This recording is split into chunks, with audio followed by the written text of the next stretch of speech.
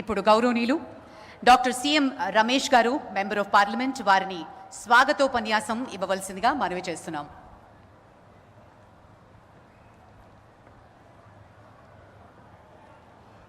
భారత్ మాతా key, Bharat మాతా key, Bharat మాతా key. భారతదేశ రూపురేఖలు మార్చేసిన మన ప్రధాని గౌరవనీయులు శ్రీ నరేంద్ర మోడీ గారికి ఆంధ్రప్రదేశ్ రాష్ట్ర ప్రజల తరపున నేను ప్రాతినిధ్యం వహిస్తున్న అనకాపల్లి పార్లమెంట్ నియోజకవర్గ ప్రజల తరపున స్వాగతం, సుస్వాగతం.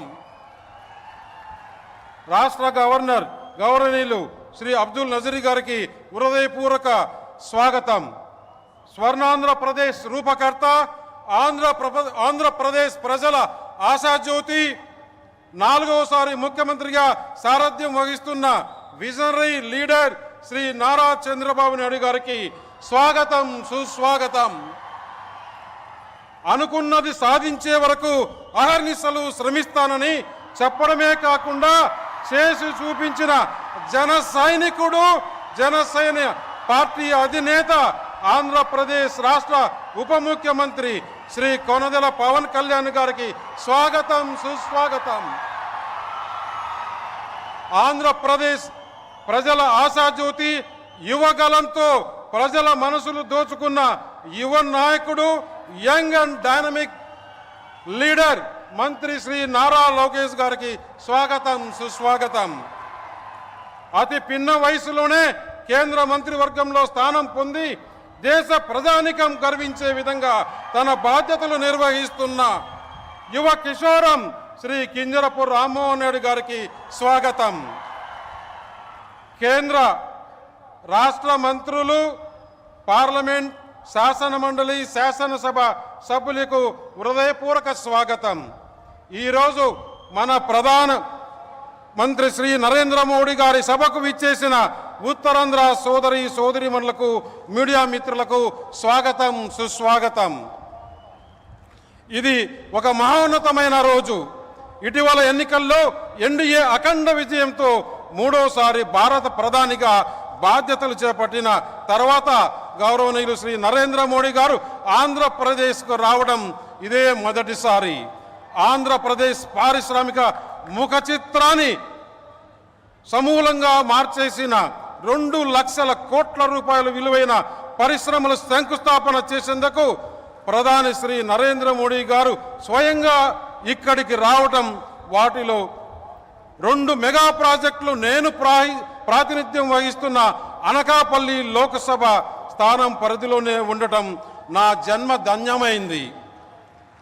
ముఖ్యంగా 3 విషయాలు. ఉక్కు సంకల్పంతో దేశాన్ని శత్రు దుర్భేదంగా మార్చి అభివృద్ధిలో, ఆర్థిక పురోభివృద్ధిలో తిరుగులేని శక్తిగా తీర్చిదిద్దేందుకు అంకుటిత దీక్షతో కృషి చేస్తున్న మన ప్రియతమ ప్రధాని నరేంద్ర మోడీ గారు ఆంధ్రప్రదేశ్ని దేశంలోనే అగ్రరాజ్యంగా, స్వర్ణాంధ్రగా మార్చేందుకు అలుపెరగని కృషి చేస్తున్న దీక్ష రక్షకుడు, 4వసారి ముఖ్యమంత్రిగా రాష్ట్ర ప్రగతి పథంలో నడుపుతున్న శ్రీ నారా చంద్రబాబు నాయుడు గారు నిరంతరం ప్రజాపక్షం వహిస్తూ ప్రజల కష్టాన్ని, సమస్యల్ని తెలుసుకుంటూ వారి కోసం అహర్నిశలు శ్రమిస్తున్న ఉప ముఖ్యమంత్రి శ్రీ పవన్ కళ్యాణ్ గారు ఉన్నాయి. వైకాపా నాయకులు అరాచకాలు చూసి పారిశ్రామికవేత్తలు, పెట్టుబడిదారులు రాష్ట్రానికి రావాలంటే వణికిపోయేవారు. అప్పటికే ఉన్న పరిశ్రమల్ని కూడా వైకాపా నాయకులు భయపెట్టి రాష్ట్రం నుంచి తరిమేశారు. అలాంటి పరిస్థితుల్లో కేంద్రంలోనూ రాష్ట్రంలోనూ ఎన్డీఏ ప్రభుత్వం అధికారంలోకి రావటం, రాష్ట్రంలో విశేష పాలనా అనుభవం ఉన్న శ్రీ నారా చంద్రబాబు నాయుడు గారి సారథ్యంలో, అలాగే దేశంలో ప్రధానమంత్రి నరేంద్ర మోడీ గారి సారథ్యంలో బలమైన ఎన్డీఏ ప్రభుత్వం ఏర్పడడం పారిశ్రామికవేత్తల్లో భరోసా నింపింది.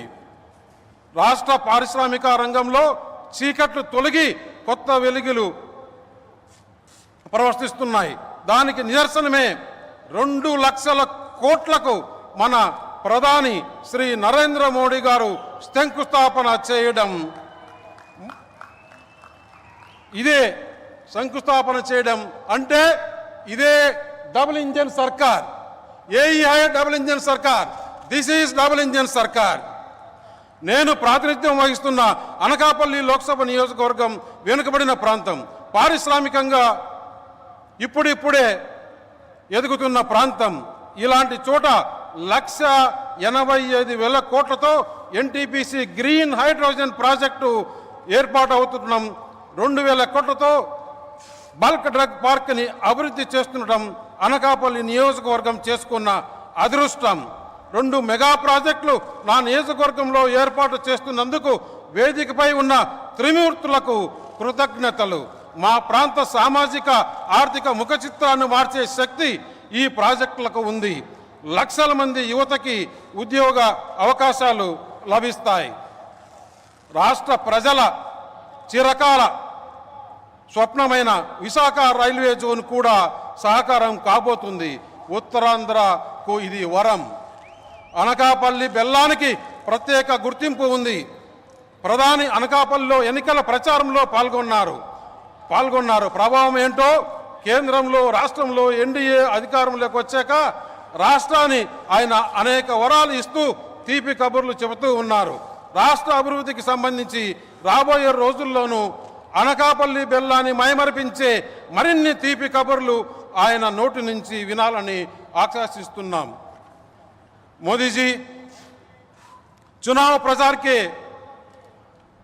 प्रचार के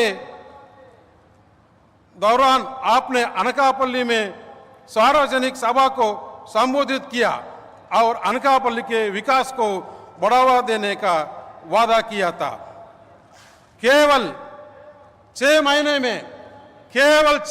में आप अपना वादा पूरा कर रहे हैं. That is Modi जी. हम आपके निरंतर मार्गदर्शन और समर्थन से आंध्र प्रदेश और देश को विकसित भारत के तरफ बढ़ाने के आता करता है. भारत माता की जय.